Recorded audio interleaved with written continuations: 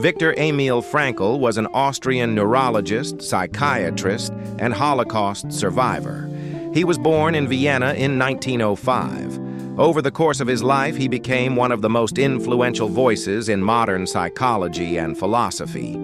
Frankl is best known as the founder of logotherapy. This approach is built on a single powerful idea.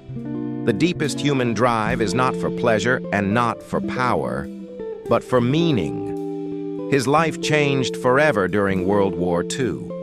He was arrested and sent to several Nazi concentration camps. Among them was Auschwitz, a place synonymous with death. In those camps, Frankl lost his parents, his brother, and his pregnant wife. The pain was beyond words, but something inside him refused to break. From within this darkness, he made a discovery. Even in the face of unbearable suffering, life could still hold purpose. That purpose, the why, gave him the strength to endure. It became the key to his survival, and later, the foundation of his work. Man's Search for Meaning was published in 1946. It has sold more than 12 million copies worldwide and has been translated into over 30 languages. The book has inspired leaders, thinkers, and ordinary readers for generations. It is divided into two parts. The first is a memoir of camp life, the loss of dignity, the fight to survive, and the lessons carved into the soul. The second presents his theory of logotherapy, showing how finding meaning can help anyone face suffering with courage and hope. The message is timeless. Even in the worst conditions, life can still hold meaning, and that meaning can keep us alive. Frankl begins his account with the day he arrived at the first camp. Prisoners stepped down from the overcrowded cattle cars, exhausted, hungry, frightened. They were met by armed guards, shouting commands in a language many could not understand. The selection process began instantly. One simple gesture from a guard, left or right, decided who would live and who would be sent directly to the gas chambers. There was no explanation, no chance to plead. Within minutes, strangers disappeared forever. Everything that had once been personal was stripped away. Clothes, shoes, photographs, even wedding rings were taken. In their place came a rough uniform, shaved hair, and a number tattooed onto the skin. Names no longer mattered. You were your number. Frankl remembers the shock of those first hours. He had lost his freedom, his possessions, even the manuscript of a book he had been working on for years. The emptiness was total, as if life itself had been erased. Yet in the middle of this chaos, he noticed something important. Some prisoners anchored their minds to a loved one, a personal mission, or a vision of the future. These mental images became lifelines. They gave strength to endure the first brutal days. Even the smallest hope could sustain a person. The thought of seeing family again, the idea of completing unfinished work, or the beauty of a sunrise glimpsed through barbed wire. From the very beginning, one truth was clear. Meaning is not destroyed by suffering, only by surrendering to despair. Frankl observed that prisoners went through three distinct psychological phases. The first was shock, the disbelief and numbness of the first days. The second was apathy, a gradual emotional deadening during imprisonment. The third was the complex mix of emotions that came after liberation. In the shock phase, the mind struggled to process what was happening. The sudden break from normal life, the cruelty of the guards, the constant threat of death, all combined to overwhelm thought. Prisoners moved mechanically as if outside their own bodies. Apathy came next. It was a kind of emotional anesthesia.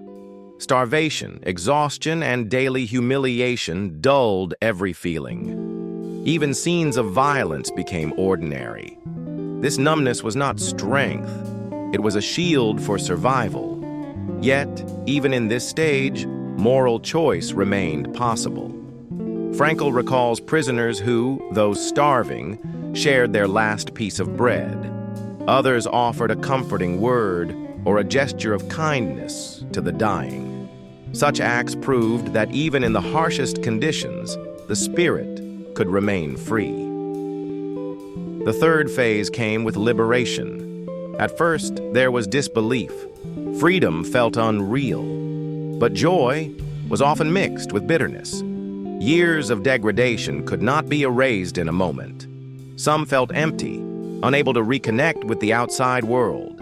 Frankl's conclusion was clear. Humans can adapt to almost anything. But to survive, they must hold on to values and a sense of meaning. For Frankl, the most important discovery was this: suffering itself has no meaning. It becomes meaningful only when we choose to give it meaning. He often quoted Nietzsche, "He who has a why to live can bear almost any how." In the camp, the why could take many forms. For some, it was the hope of seeing loved ones again. For others, it was the determination to complete unfinished work. For a few, it was a spiritual belief that their suffering had a higher purpose.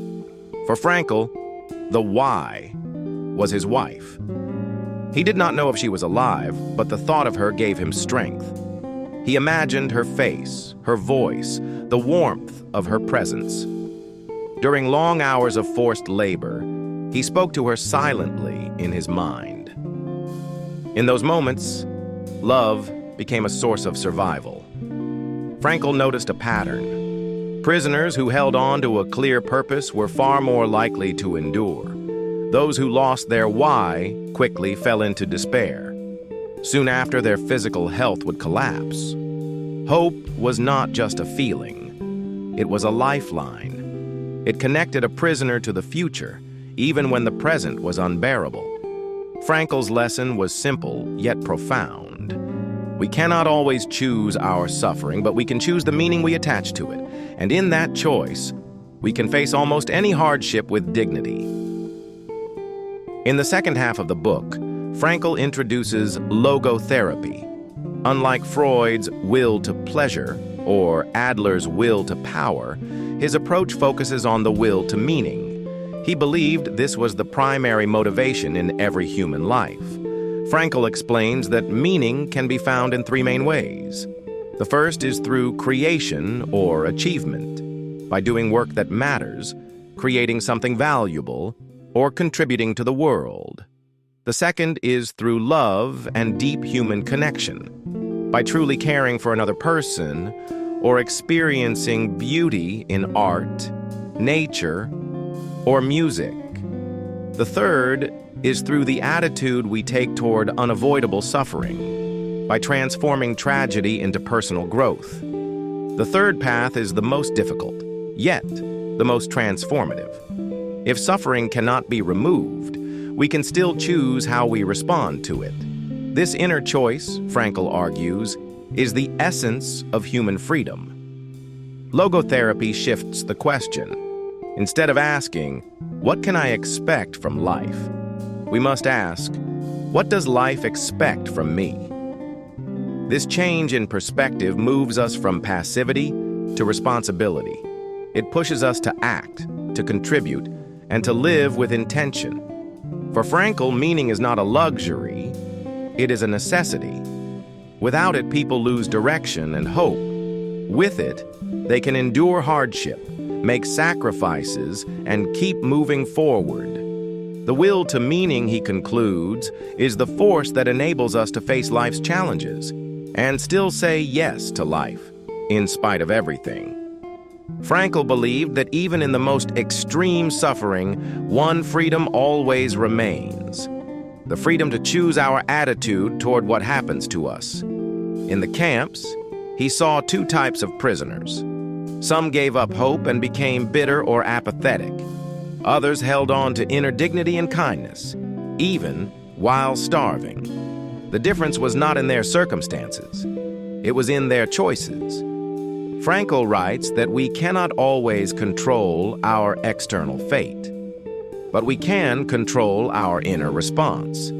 We can decide to remain compassionate, purposeful, and brave. He tells the story of a dying man who comforted others. Even in his last hours, this man gave meaning to his suffering by becoming a source of strength for his friends. Frankl emphasizes that attitude is a creative act. By choosing courage over despair, we transform suffering into achievement. We prove that our spirit is stronger than our pain. This choice is not easy. It demands awareness, self-discipline, and a vision beyond the present moment. But once made, it brings an unshakable sense of freedom. Frankl calls this the last of the human freedoms. No one can take it from us, unless we surrender it. By guarding this freedom, we remain truly human, even in inhuman conditions. Frankl ends his book with a message of hope. Life is never without meaning, no matter how dark it becomes. Even in suffering, loss, and uncertainty, we can choose to live with purpose. He reminds us that meaning is not something we wait to receive. It is something we create, moment by moment, through our actions and attitudes. Frankl returned from the camps with deep scars, yet also with clarity.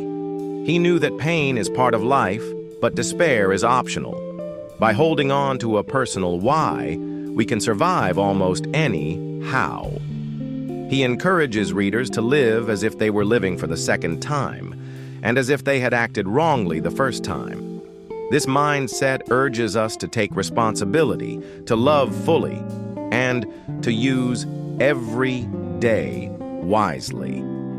The book is not only a record of survival, it is a call to action, to face our own struggles with courage and dignity, to remember that our freedom lies in the space between what happens to us and how we choose to respond.